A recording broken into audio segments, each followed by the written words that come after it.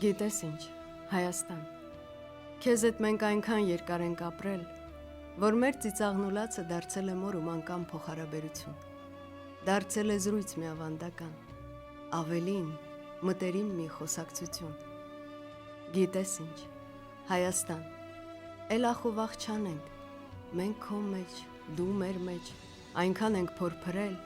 և մենք քո դու մեր եղածն այնքան ենք լույս աշխարհ հանել, որ արդեն գիտենք, թե որքան արժենք, և միմյանց գովելու կամ հաճոյախոսության բնավ հարկ չունենք։ Հետո գիտես ինչ, Հայաստան, դու մեր, մենք քո համար այնքան ենք տառապել, որ հիվանդացել ենք միմյանց սիրուց, ու վաղուց, դեռ մանկուց դարձել ենք հանրահայտ ողջ աշխարհի մեջ։ Ի վերջո, գիտես ինչ, Հայաստան, քո կլոր ու մեծ արևով, քո բիբլիական սարով ու քո խորությամբ մեր աչքերի մեջ այնպես ես նկարվել,